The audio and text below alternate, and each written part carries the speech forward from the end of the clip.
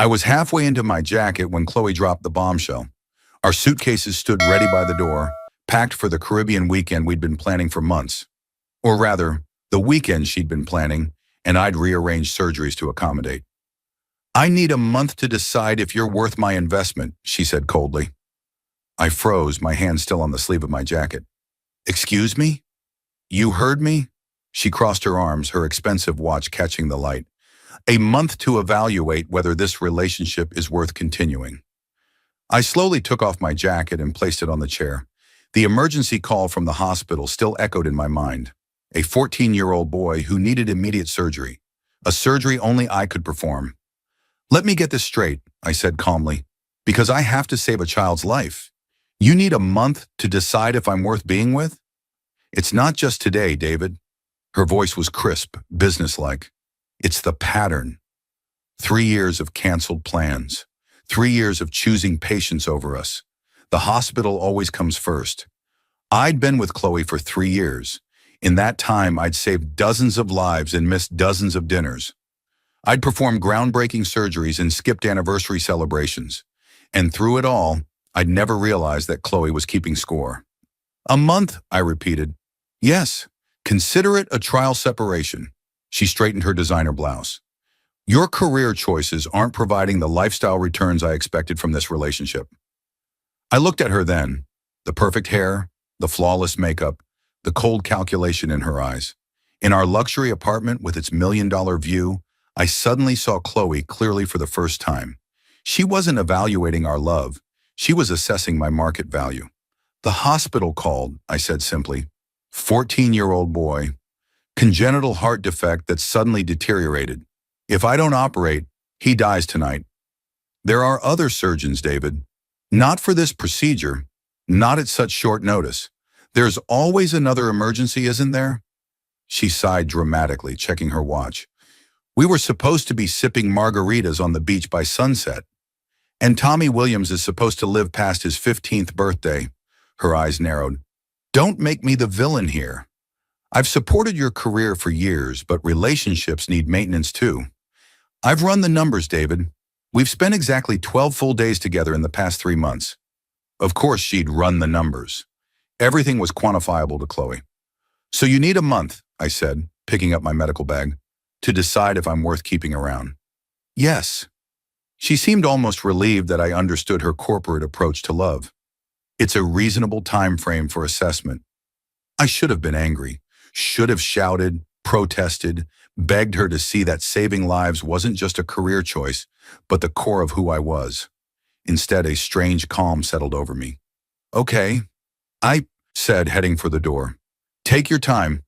The look of surprise on her face was worth more than any Caribbean sunset.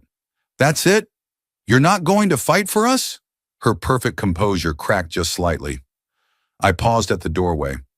There's a boy who needs me to fight for him right now.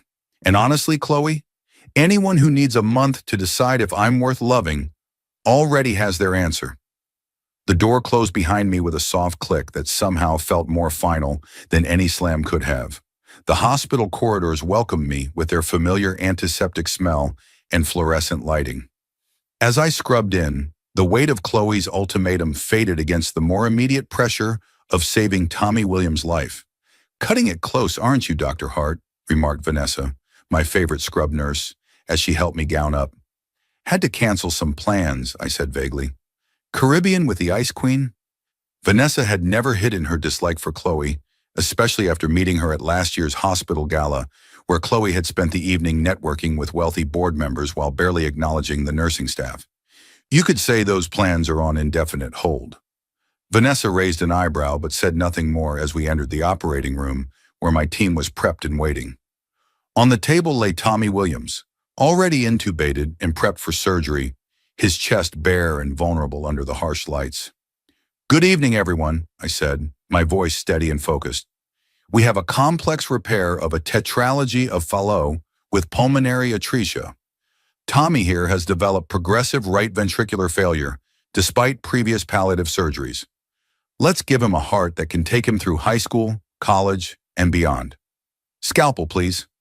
The familiar weight of the instrument in my hand centered me. This was where I belonged. This was what mattered. 12 hours. That's how long we fought for Tommy's life. 12 hours of meticulous work, of moments where his pressure dropped dangerously, of adjustments in decisions that would determine whether a family kept their son or lost him forever. 12 hours where not once did I think about beaches or ultimatums or cost-benefit analyses of relationships.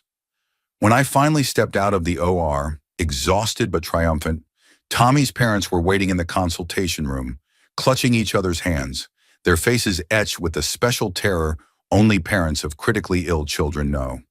Dr. Hart, Mrs. Williams stood immediately, her husband rising beside her like they were connected by invisible string. How is he? Please tell me he's... Tommy made it through surgery, I said, allowing myself a small smile. The repair was complex but successful. He's strong and he fought hard. Mrs. Williams collapsed against her husband, sobbing. Mr. Williams looked at me over his wife's shoulder, his eyes filled with tears. Thank you, he mouthed silently. This moment, this was the return on investment that Chloe would never understand. I explained Tommy's recovery process to his parents, answered their questions, and assured them they could see him soon in the pediatric ICU.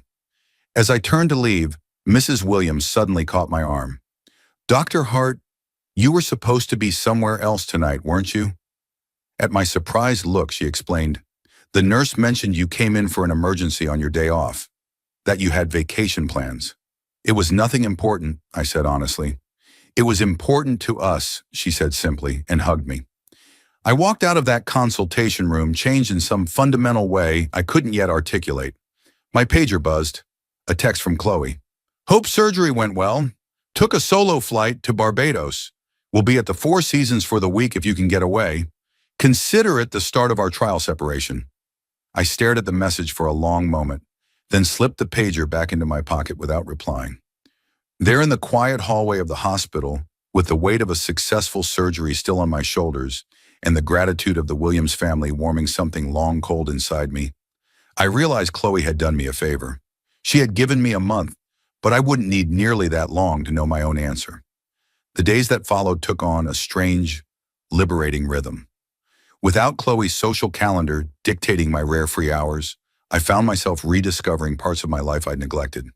I reconnected with old medical school friends, spent evenings mentoring surgical residents, and even made it to my nephew's baseball game, something I'd promised but repeatedly failed to do for months. Tommy Williams' recovery became a personal mission. I visited him daily, watching with satisfaction as color returned to his cheeks and strength to his voice. His room became decorated with get-well cards and the action figures his friends brought. One afternoon, I arrived to find him trying to explain the complexities of some video game to his grandmother, who nodded with endearing confusion. Dr. Hart, he called when he saw me.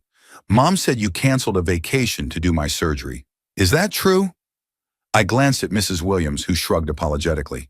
Just doing my job, Tommy. Was it somewhere cool? Like Disney or something? The Caribbean, I admitted, checking his incision site and cardiac monitors. His eyes widened. Whoa, with your girlfriend and everything? Fiancé, I corrected automatically, though the word suddenly felt foreign on my tongue. That's even worse. She must be super mad. I couldn't help but laugh at his teenage directness. She's taking some time to think about things. Tommy's face turned serious beyond his years. Well, I'm glad you were here instead of there. Otherwise, I might be, you know. He drew his finger across his throat dramatically. Tommy, his mother scolded, but I was laughing again. Glad I was here too, kid. Later that week, I received a call from an unexpected source. Bernard Livingston, the hospital's chief of surgery, asking me to come to his office at my convenience. Bernard was a surgical legend in his 60s, with piercing blue eyes and a reputation for directness that terrified residents but earned the respect of everyone else. David, he said when I entered, gesturing for me to sit. The Williams case. Impressive work. Thank you, sir. I understand you came in on your day off. Canceled personal plans. I shifted uncomfortably. It was the right call. Bernard leaned back in his chair, studying me. The board has been discussing the creation of a new position, Director of Pediatric Cardiac Surgery, a chance to build a specialized team, expand our capabilities. Your name has come up repeatedly. I blinked in surprise. I'm honored, but there are more experienced surgeons. Experience is in everything. We need someone with technical skill, judgment, and the right priorities. He fixed me with those famous blue eyes. Someone who cancels Caribbean vacations to save a teenager with a bad heart. My phone buzzed in my pocket. Probably Chloe, who had been sending increasingly irritated messages about my lack of communication during her thinking period. I ignored it. I'd like to be considered, I said firmly. Bernard nodded, a rare smile crossing his face. Good, because I've already advocated for you. The salary bump won't make you rich, and the hours will be worse, but I think you're the right man for the job. As I left his office, my phone buzzed again. This time I checked it, but it wasn't Chloe. It was a text from my sister. Mom's birthday dinner tonight, 7 p.m. Please tell me you're coming this year. For the past 2 years, I'd missed my mother's birthday celebrations, once due to an emergency surgery, once because Chloe had orchestrated a business dinner with potential clients she wanted to impress. Both times I'd sent expensive gifts as penance. Both times my mother had assured me she understood. With that particular smile, Mother's perfect to mask disappointment. I texted back immediately. Wouldn't miss it. See you at 7. I arrived at my parents' modest suburban home with a bouquet of my mother's favorite lilies and a bottle of the scotch my father pretended not to enjoy. The familiar chaos of family dinner enveloped me immediately. My sister's twins racing through the house, my brother arguing politics with my father, my mother pretending to be upset about the kitchen crowding while secretly loving every minute of it. David, Mom exclaimed, embracing me tightly. You made it. Happy birthday, Mom, I said, kissing her cheek and presenting the flowers. These are beautiful. But you didn't need to bring anything. Having you here is the gift. She looked me over with a mother's critical eye. You look tired. Are you sleeping enough? Where's Chloe? The questions came rapid fire in typical mom fashion. Chloe's in Barbados, I said, helping her arrange the lilies in a vase. On her own. My mother's hand stilled. Is everything all right between you two? I considered deflecting, giving the easy answer that would prevent concerned looks and prying questions. But something about being in my childhood home, with its worn furniture and walls covered in family photos, made honesty feel essential. No, I admitted. She's taking a month to decide if I'm worth staying with. Mom's eyes widened. Because of your work? The emergency surgery? That was the trigger, but it's been building. She says I'm not profitable enough for her. My mother's expression darkened in a way I rarely saw. Profitable? Did she actually use that word? She sees everything through an investment lens, relationships included. Mom shook her head, returning to her flower arranging with unnecessary vigor. You know, when your father was finishing his residency in internal medicine, we barely saw each other. He missed dinners, birthdays, our first anniversary. We were so poor I had to work double shifts as a nurse to make rent. I didn't know that, I said, surprised. My parents rarely talked about those early struggles. It was hard, she admitted, but not once did I question if he was worth it. The man was saving lives for heaven's sake. She fixed me with a pointed look. Anyone who needs a spreadsheet to decide if they love you doesn't deserve you, David. The words hit me with unexpected force, echoing my own thoughts, but somehow more powerful coming from her. Now, she continued briskly, take these drinks to the living room while I finish the lasagna, and be prepared for your sister to interrogate you mercilessly about your love life. She's been practicing her concerned face all evening. Dinner was a boisterous affair, filled with stories, laughter, and the comfortable bickering of a family that genuinely enjoyed each other's company. I found myself relaxing in a way I hadn't in months, maybe years. There were no appearances to maintain, no networking to navigate, no careful conversational chess to play. Just family, food, and surprising myself by laughing until my sides hurt at my brother's ridiculous impressions of his law firm partners. As we were having cake, my phone lit up with Chloe's face. Everyone at the table noticed. Aren't you going to get that? My father asked. I silenced the phone and returned it to my pocket. No, tonight is about Mom.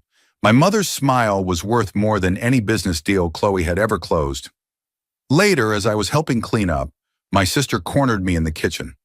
"So, trouble in paradise with the Ice Queen?" she asked, loading plates into the dishwasher.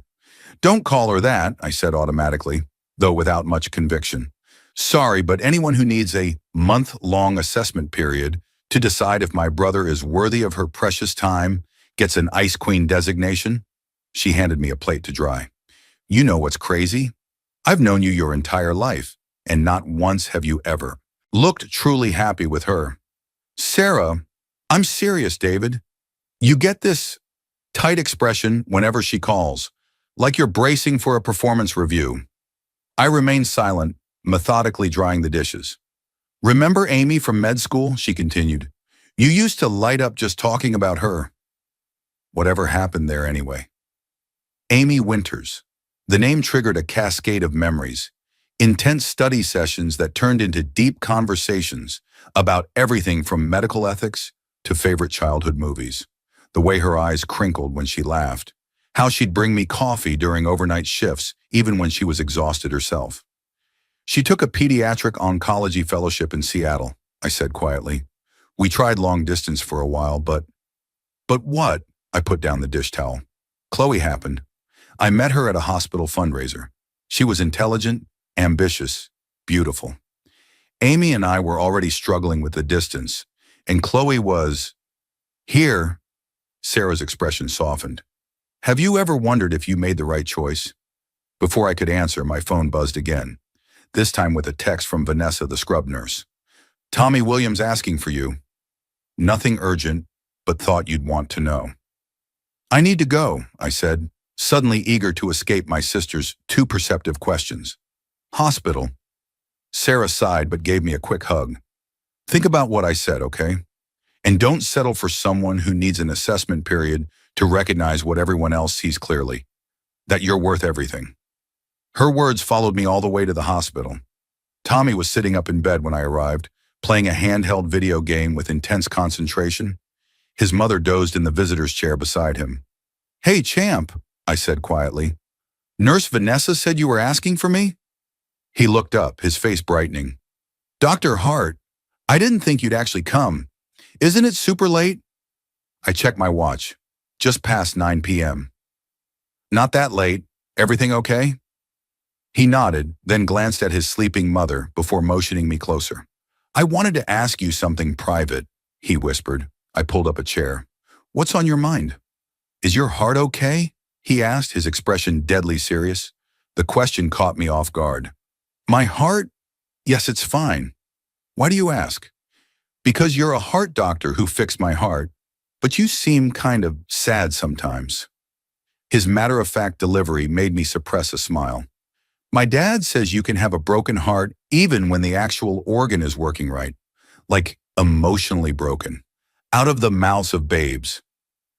"That's pretty insightful, Tommy.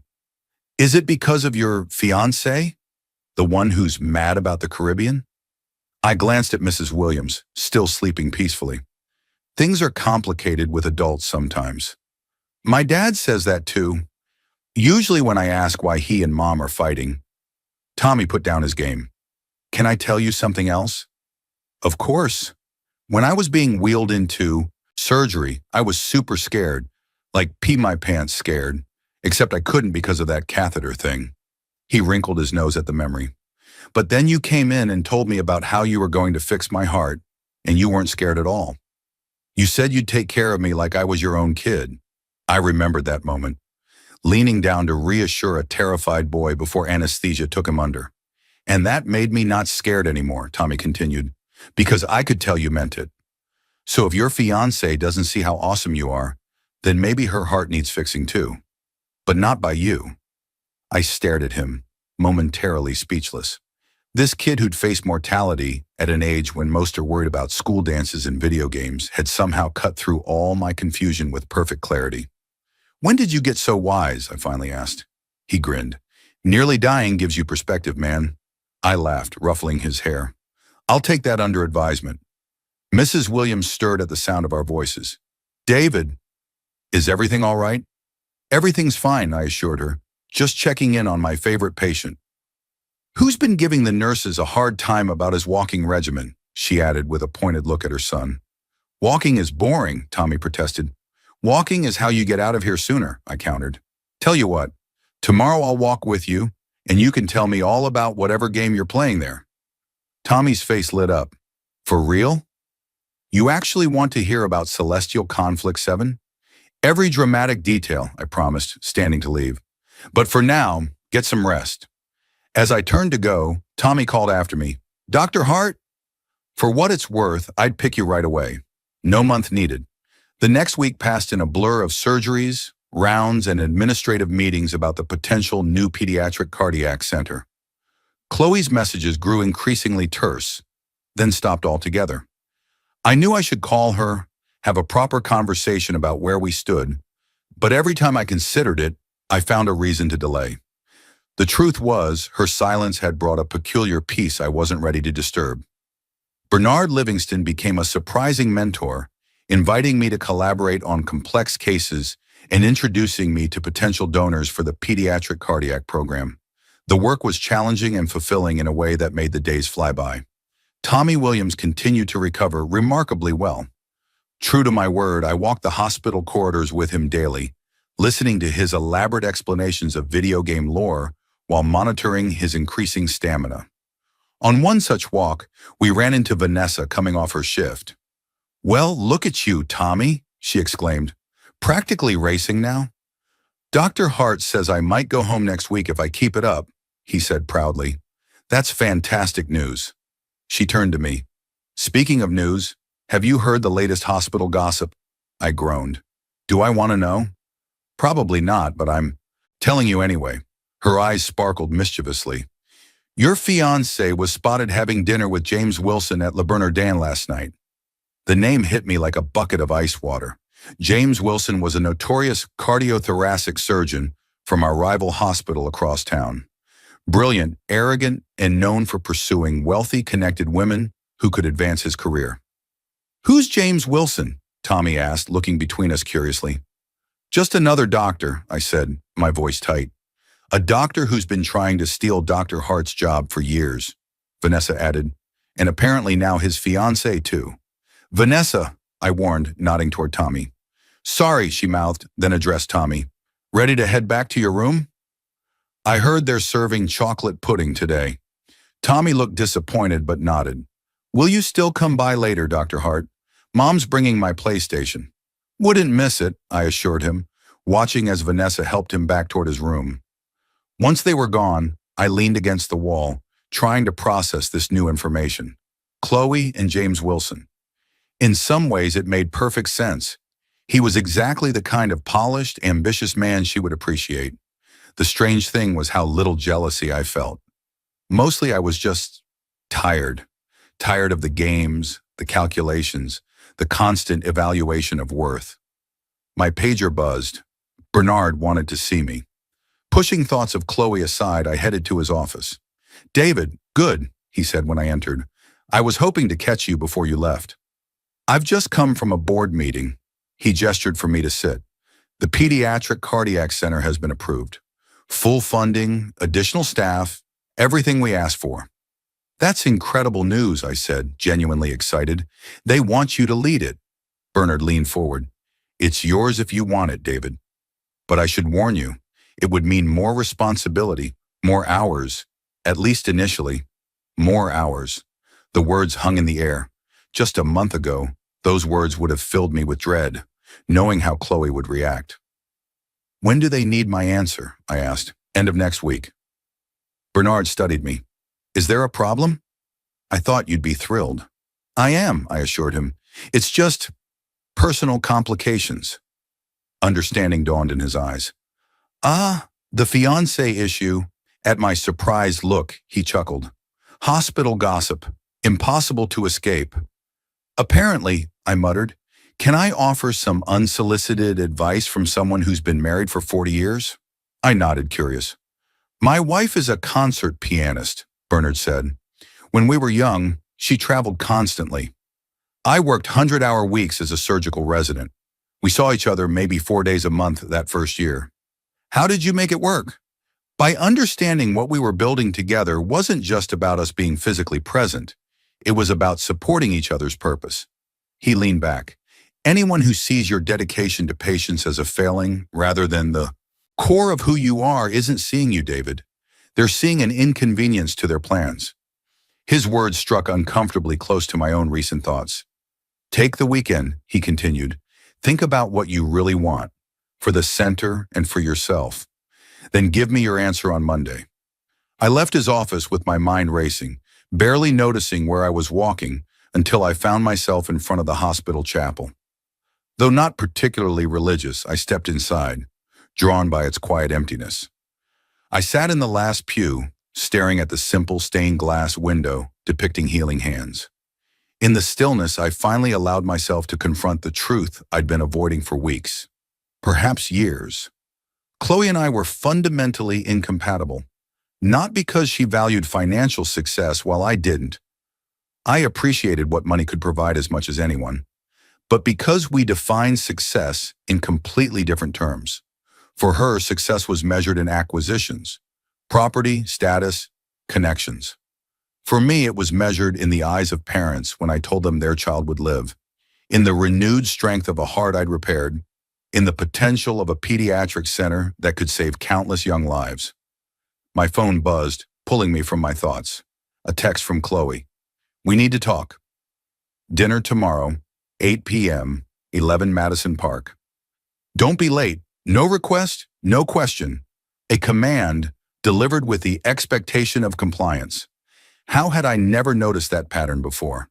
I texted back, I'll be there. It was time to end the month early. 11 Madison Park glittered with understated luxury, the kind of place where the wealthy spoke in hushed tones and the staff moved like silent shadows.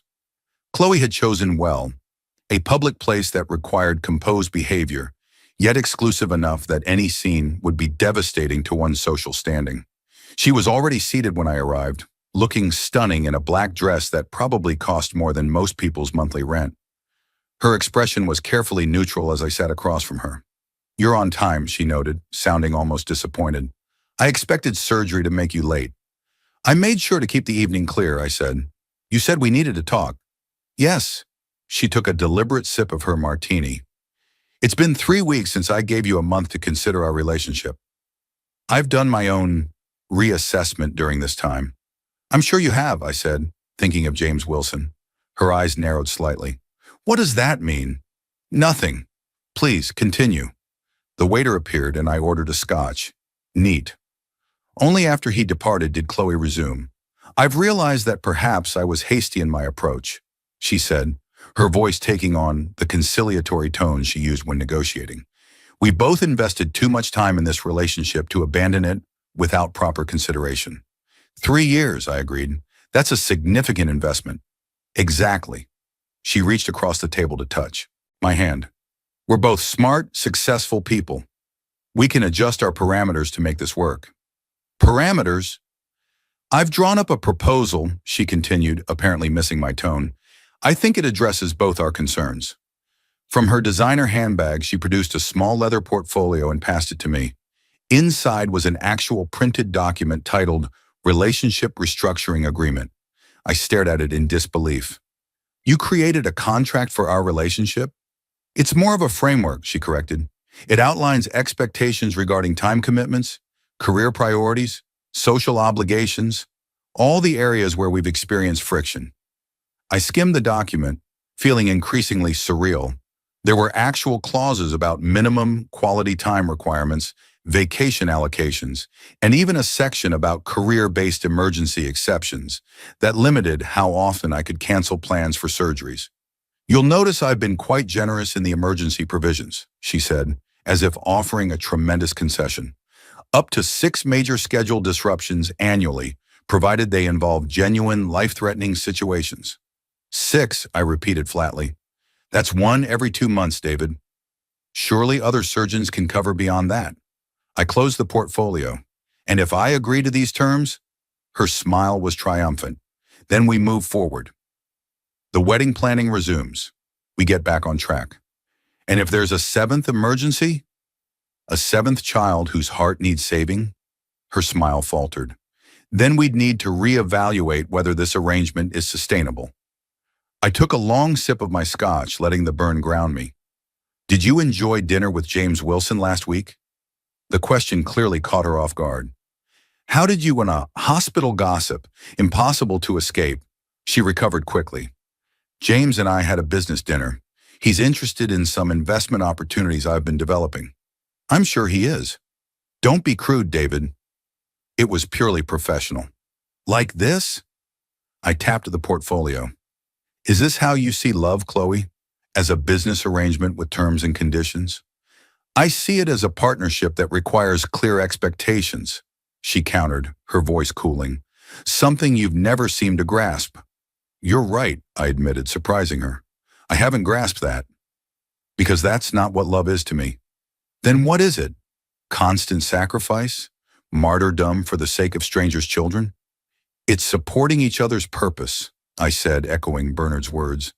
It's seeing someone's dedication as the core of who they are, not an inconvenience to your plans. Her expression hardened. Very poetic, but not very practical. I've been offered the directorship of a new pediatric cardiac center, I said, changing direction. It would mean more hours, more responsibility, at least initially. That's exactly what we don't need right now. Actually, it's exactly what I need. I pushed the portfolio back toward her. I'm going to take the position, Chloe. She stared at me, realization dawning. This is your answer, then? You're choosing your career over us? No, I'm choosing a life where I don't have to count emergencies or have my worth evaluated on a monthly basis. I removed the engagement ring from my pocket.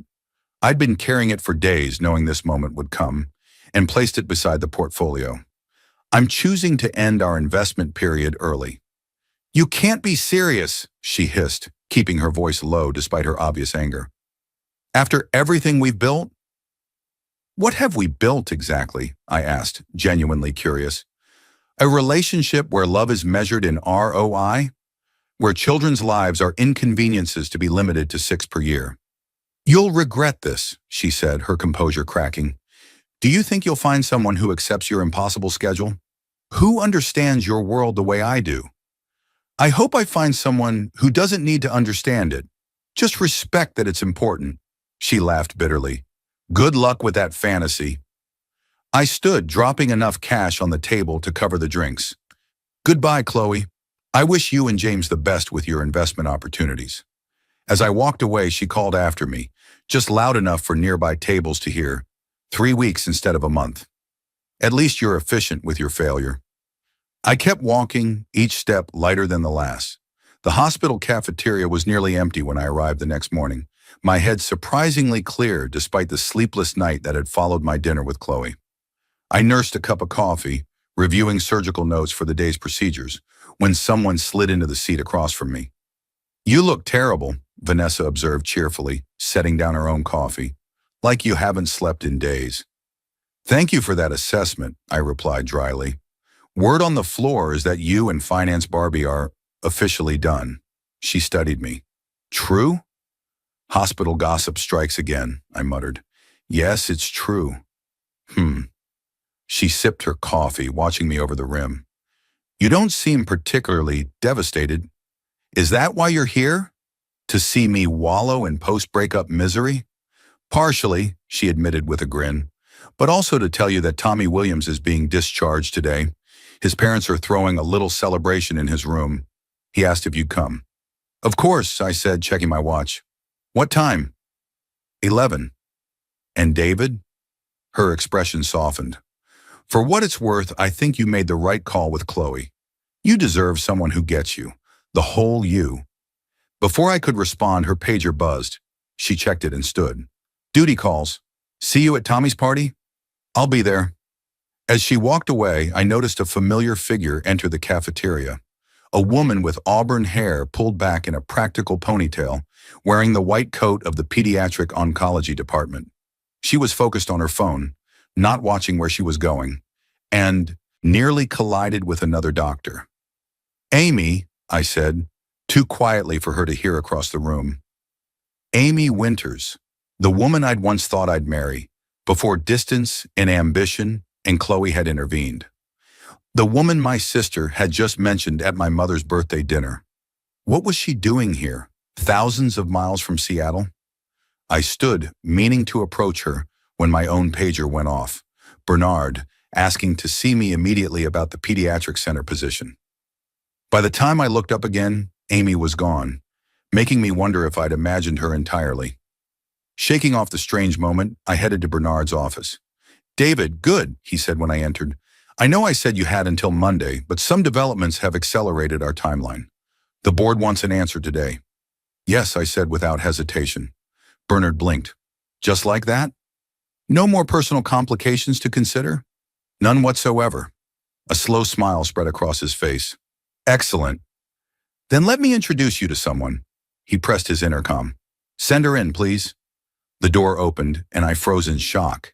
Amy Winters walked in, looking just as surprised to see me. "David," she said, her familiar voice sending a jolt through me. "You two know each other?" Bernard asked, looking between us. "We went to medical school together," Amy explained, recovering more quickly than I had. "It's been years." 6 years, I said, finding my voice. "What are you doing in New York?" "I thought you were in Seattle." "I was," she confirmed, "until last month. I've accepted a position here as head of pediatric oncology." Bernard was watching our exchange with undisguised interest. "Well, this is serendipitous. Dr. Winters will be working closely with the Pediatric Cardiac Center, particularly on cases involving both cardiac and oncological concerns. As director, you'd be collaborating frequently." "Director?" Amy's eyebrows rose. "Congratulations, David. That's incredible." "I just accepted," I said, still trying to process her presence. "Perfect timing then," Bernard said, standing. "I have a board meeting to attend." "Why don't you two catch up? I'm sure you have plenty to discuss." He headed for the door, then paused. "Oh, and David, Tommy Williams' discharge celebration is at 11. Thought you'd want to know." After he left, Amy and I stood in awkward silence. "So," she finally said, "Director of Pediatric Cardiac Surgery. Always knew you'd do amazing things." "What happened to Seattle?" I asked. "You loved it there." She shrugged, moving to sit in one of the visitor chairs. "The program changed. New administration, different priorities. Less focus on patient care, more on publications and prestige." I sat beside her rather than behind Bernard's desk. "That doesn't sound like you." "It wasn't me. Not anymore." She smiled softly. "Plus, my dad's health hasn't been great. He's here in New York, so—" "I'm sorry to hear that. How is he?" "Stable, for now." She studied me. "What about you? Last I heard, you were engaged to some finance wizard. Celia, Carly." "Chloe," I corrected. "And as of last night, that's over." "Oh." Her expression was carefully neutral. "I'm sorry." "Don't be." It was long overdue. Another silence fell between us, this one charged with unasked questions. "Remember that coffee shop near the medical library?" she finally said. "The one with the terrible espresso but amazing scones?" "Javier's," I nodded, smiling at the memory. "We practically lived there during finals week." "I found one just like it 2 blocks from here," she said. "Same awful coffee, same life-changing pastries. Some things never change. And some things do," she said quietly, her eyes meeting mine. "Sometimes for the better." "Dr. Hart?" A nurse appeared in the doorway. "Sorry to interrupt, but Tommy Williams is asking for you. Says it's urgent." I stood immediately. "Is he okay?" "Medically, yes, but he's quite insistent." I turned to Amy. "I'm sorry, I need to—" "Go," she said, understanding in her eyes. "Your patient needs you. Would you—" I hesitated, suddenly nervous in a way I hadn't been since residency. "Would you like to get coffee sometime? Catch up properly?" Her smile was the same one I'd remembered for 6 years. "I'd like that very much. How about tomorrow? I know a place with terrible espresso." "It's a date," I said, then caught myself. I know what you mean," she replied, her eyes twinkling. "Now go see your patient." Tommy Williams was sitting on his bed, fully dressed in street clothes when I arrived, looking impatient. "Finally," he exclaimed when he saw me. What took you so long? I came as soon as I heard it was urgent, I said, looking around for his parents. Where's your mom and dad? Getting the car. But that's not important. He lowered his voice conspiratorially. Did you break up with your calculating fiancé? I stared at him, baffled. How did you? Nurse Vanessa talks a lot when she thinks I'm asleep, he said with a shrug. So? Did you? Yes, I admitted, seeing no point in lying. Last night, his face split into a wide grin. Good, because I have something important to tell you before I leave, and it would have been awkward if you were still with someone who measures love like math homework. Tommy. No, listen, he interrupted, suddenly serious beyond his years. When I was really sick, before the surgery, I made a deal with the universe. I said if I survived, I'd try to make the world better somehow. Pay it forward, you know? I nodded, moved by his earnestness. So this is me, paying it forward. He took a deep breath. Dr. Hart, you saved my life, literally fixed my broken heart. And I think maybe the universe wants me to help fix yours too, the emotional one. I couldn't help but smile. Is that so? Yes, he said firmly. When people who save lives every day get told they're not worth it, the universe gets mad, like cosmic justice mad. Cosmic justice, I already repeated, charmed by his perspective. Exactly. So I'm telling you, as someone who wouldn't be alive without you, that you're worth everything. And whoever doesn't see that doesn't deserve you. The simple conviction in his voice hit me with unexpected force. Thank you, Tommy. You're welcome. He glanced toward the door. Also, that doctor who just started here, the pretty one with the red hair who works with cancer kids?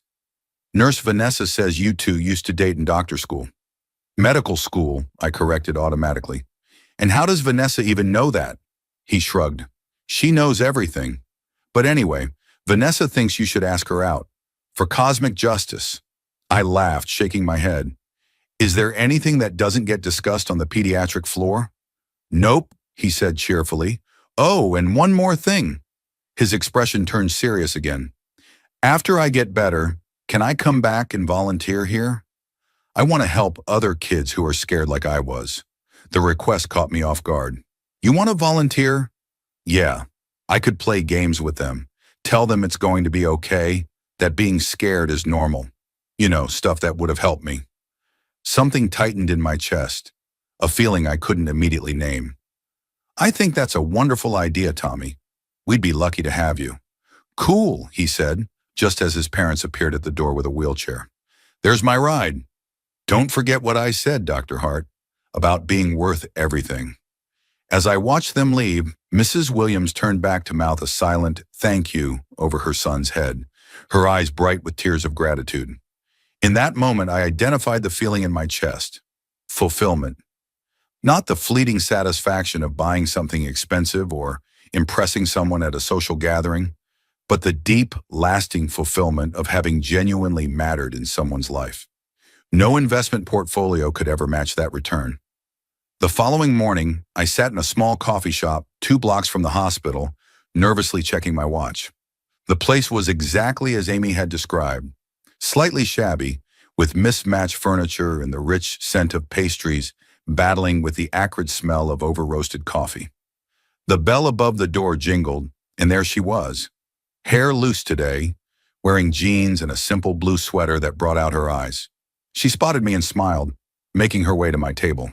Sorry I'm late, she said, sliding into the seat across from me. Got caught up with a new patient consult.